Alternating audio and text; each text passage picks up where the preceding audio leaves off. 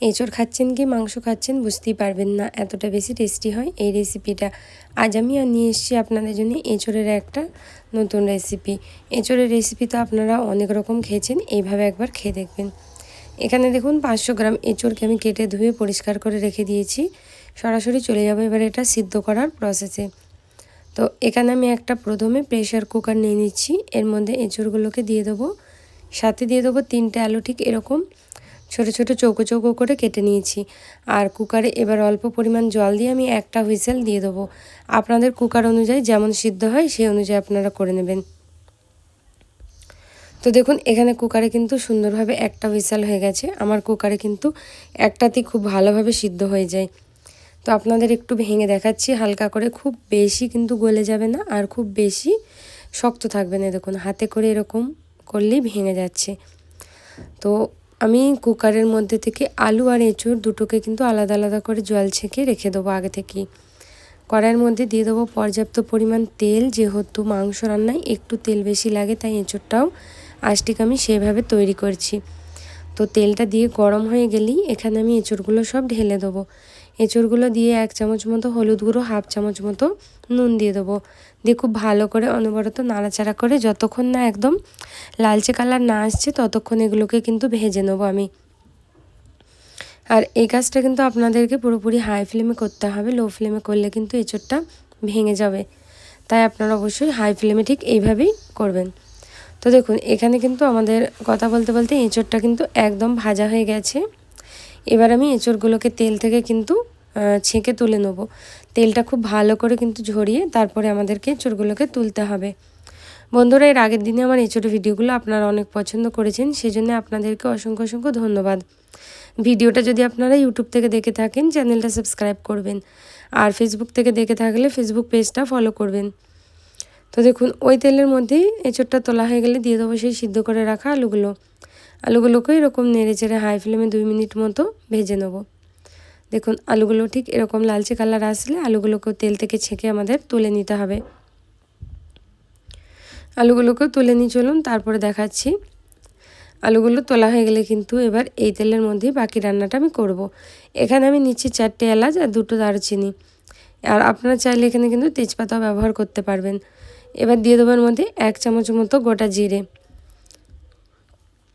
এই 3টে দিয়ে খুব ভালো করে আমাদেরকে কিন্তু ভাজতে হবে এটাকে সুন্দর করে।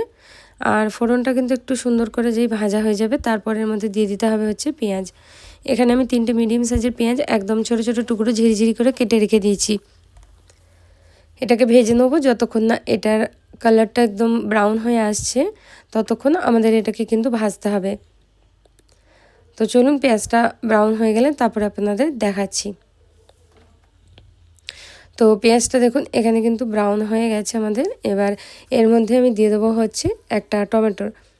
এখানে কিন্তু আজকে আমি কোনো রকম আদা রসুন বাটা বা কোনো রকম ভাজা মশলা ব্যবহার করছি না, তবুও কিন্তু এই রান্নাটা খুবই টেস্টি হবে।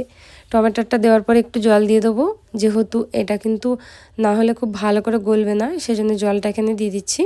আর পেঁয়াজটা যাতে এক্সট্রা পুড়ে না যায় সেই জন্যই কিন্তু আমি জলটা দিলাম।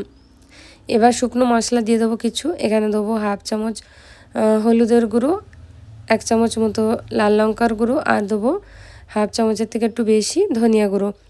এগুলোকে দিয়ে খুব ভালো করে আমাদের মিশিয়ে নিতে হবে মশলার সাথে। আর মশলা যাতে পুড়ে না যায় সেজন্য কিন্তু এখানে অল্প অল্প করে জল দিয়ে মশলাটা কষাতে হবে।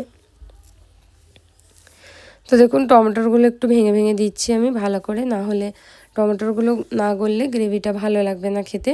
তাই টমেটোগুলোকে গলিয়ে দিচ্ছি, অল্প অল্প জল দিয়ে দিয়ে এটাকে ভালো করে কষাতে হবে। তাহলে দেখবেন পেঁয়াজটা টমেটোটা সব কিন্তু সুন্দরভাবে স্মুথ একটা গ্রেভি তৈরি হয়ে যাবে।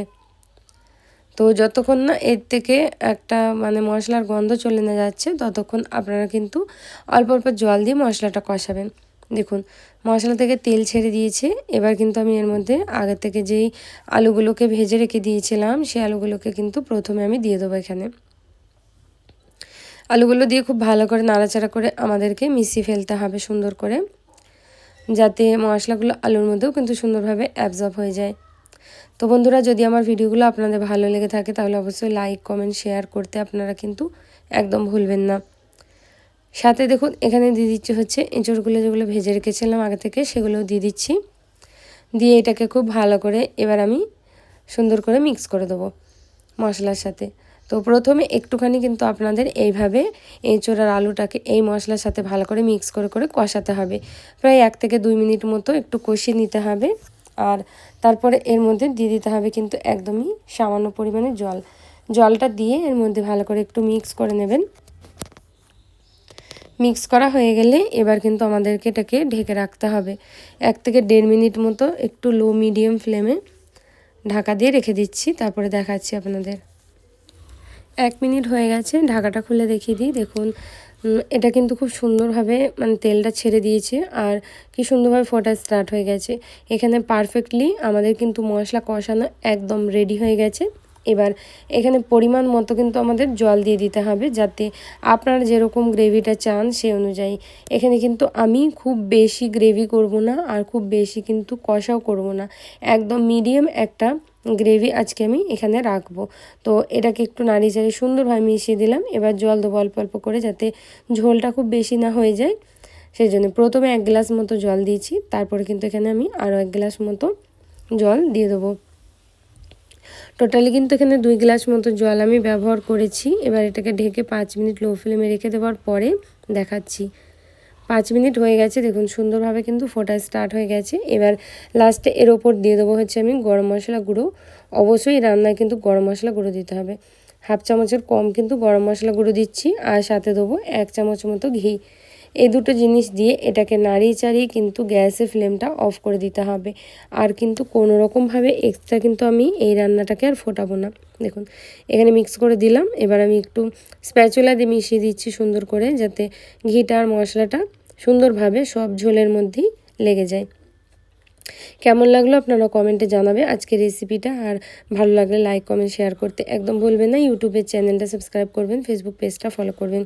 ভালো থাকবেন আর সুস্থ থাকবেন। এইভাবে সুন্দর সুন্দর আর নতুন নতুন রেসিপি দেখার জন্য আমার সাথে আর আমার পাশে থাকবেন।